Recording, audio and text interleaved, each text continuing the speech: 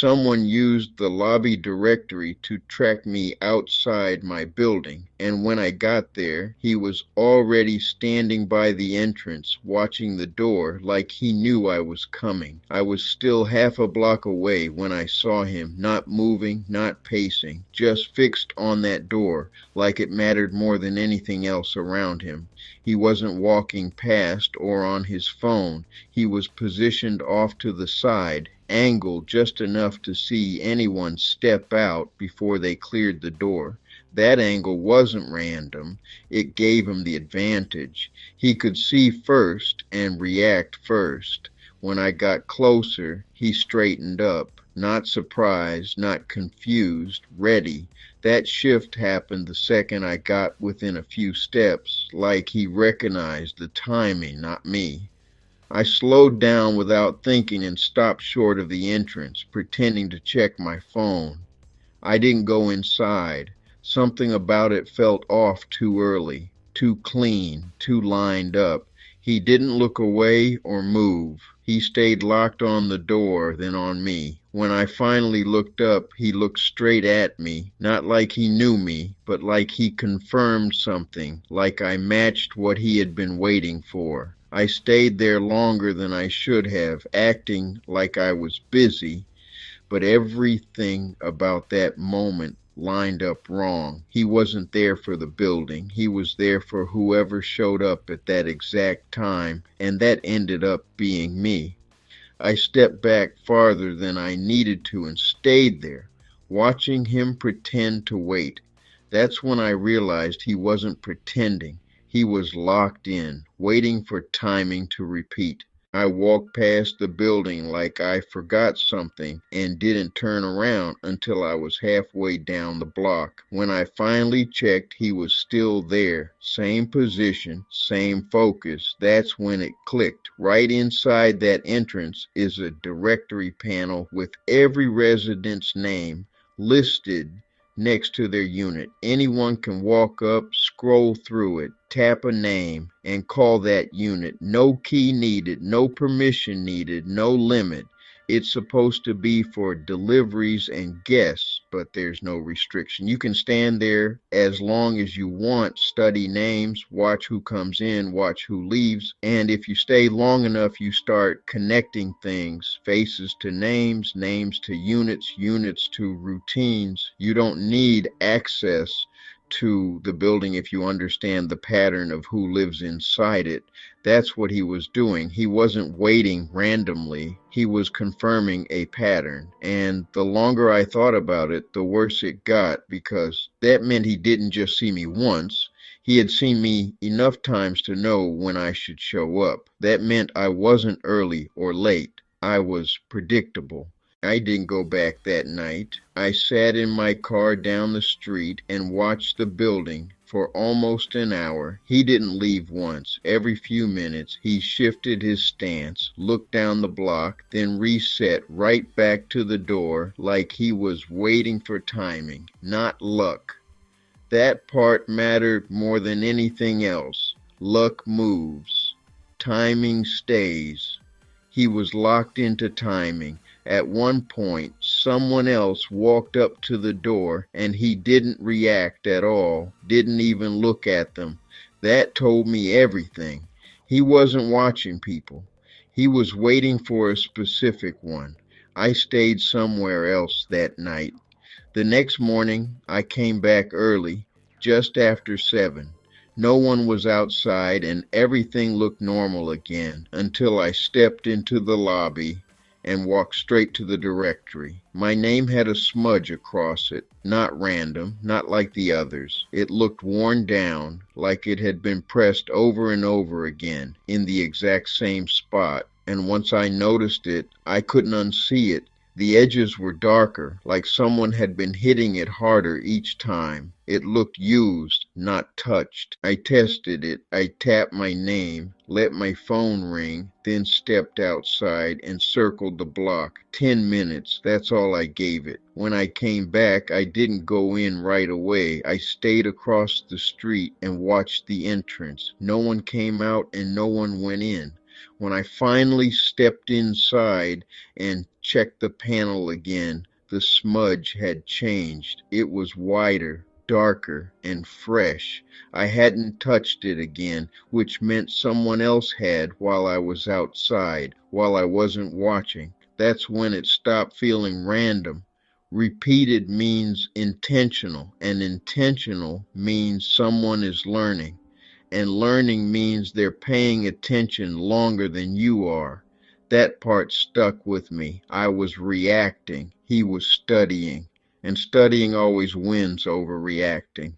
That night, I changed everything. I parked farther away, walked in from a different direction, and slowed my pace before getting close. No one was outside this time, and that almost made it worse. I stepped into the lobby and checked the panel first. The smudge was heavier now, uneven, like it had been pressed harder. Then my phone rang. Unknown number. I ignored it. It rang again. Same number, then again. I checked the time. It matched exactly when I had just walked inside. That wasn't coincidence. That meant whoever was doing it didn't need to see me anymore. They just needed to know when I got there. I tested it again the next day by delaying my entry, waiting outside longer than usual. Nothing happened. The call didn't come until I finally stepped inside. That confirmed it. The trigger wasn't time. It was me entering the building. And once I realized that, it changed how I saw the entire setup.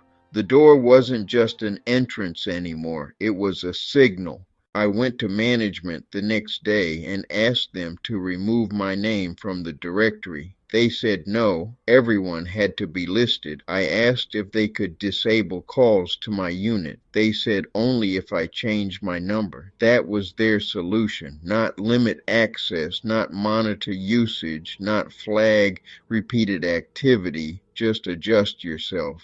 I pushed further and asked if they tracked how often names were being selected. They said the system didn't store that kind of data. No logs, no alerts, nothing. That's when it clicked. This wasn't a broken system. It was working exactly how it was designed, and that's what made it dangerous. It wasn't failing, it was open by design, and that meant anyone could use it the same way he was using it. Nothing about what he was doing was hidden. That's what made it worse. It was allowed. Over the next few days, I started tracking everything. Every time I came home, I checked the panel first, and every time the smudge was fresh. Some days it was lighter, some days heavier, but it was always updated, and every night around the same time, my phone rang. 2 rings, hang up, then again. Same number, no voicemail, no message, just confirmation. I started changing my schedule aggressively. Earlier, later, skipping days entirely. The calls adjusted, not immediately, but within a day. When I came home late, the call shifted later. When I came home early, it shifted earlier. That's when it hit me. This wasn't random use of a system. This was someone learning my timing and correcting when they got it wrong. And the speed of that correction meant he was watching closely enough to adjust quickly. He wasn't guessing anymore. He was refining. 3 days later, I came home earlier than usual while it was still light outside. I slowed down before the entrance and checked the reflection in the glass. He was there again, but closer, not across the street, not even on the sidewalk, right next to the building. That wasn't where he stood the first time. He changed position, and when I stepped closer, he stepped toward me, not fast, not aggressive, just direct, like he didn't need to guess anymore, like he already knew it was me. That wasn't coincidence. That was adjustment. And that's when it shifted from observation to pressure. He wasn't just watching anymore. He was closing distance. I turned around immediately and walked the other way. I didn't react or run. I just changed direction, but I heard it. Footsteps behind me, same pace, same distance. I crossed the street and he crossed. I turned a corner and he turned. I slowed down and he slowed down. That's when it became clear. He wasn't just watching anymore. He was matching movement. I went into a store and stayed there longer than I needed to, moved deeper into the aisles, changed positions, waited near the back. I even circled the store once, just to test if he would come inside, but he didn't. When I finally came out, he was gone, or at least not where I could see him.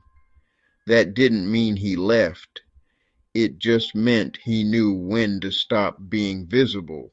That control mattered more than anything else. The next night I stayed inside. Around 9:40, my phone rang again from an unknown number. This time I answered. I didn't say anything, I just listened. There was breathing, calm and controlled. Then the call ended. A few minutes later, the building system buzzed downstairs. Someone was using the directory. I went down quietly and stopped in the stairwell where I could see the lobby without being seen. The screen lit up and my name was selected again. No hesitation, no scrolling. Straight to my unit. He didn't need to wait outside anymore. He could reach me through the system from inside the building without ever showing himself. That meant he had already figured out how to move through the space without being noticed. The next morning, I checked the panel again. My name wasn't the only one marked anymore. Two other names had light smudges across them, not as heavy as mine, but repeated enough to stand out. Later that day, I saw another resident standing at the panel, longer than normal.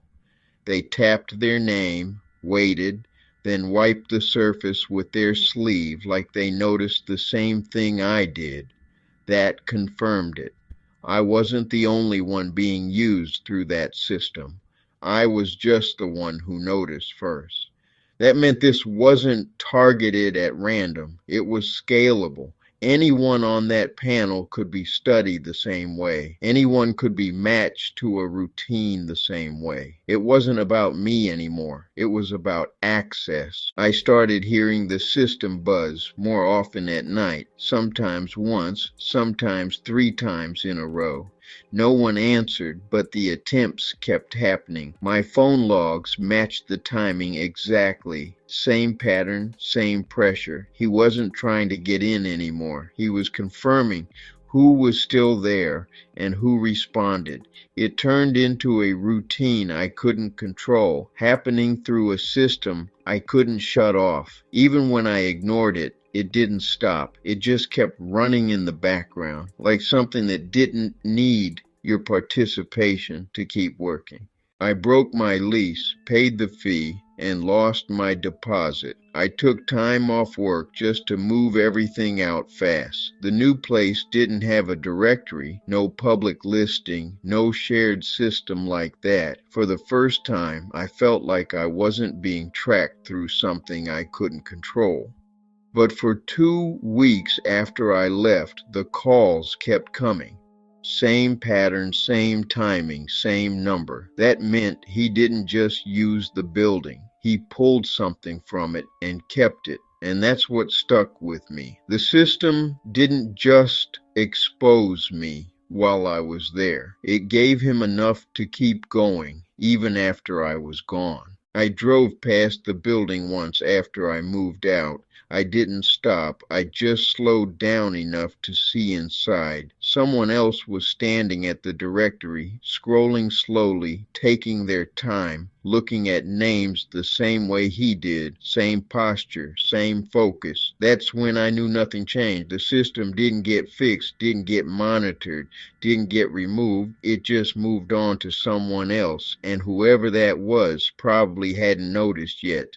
If a building lets anyone connect names to units and stand outside studying routines, that's not convenience, that's exposure. This is exactly what the urban warning is about. Pay attention to systems like this, because once someone links your name to your routine, they don't need access to your door. They already have access to you.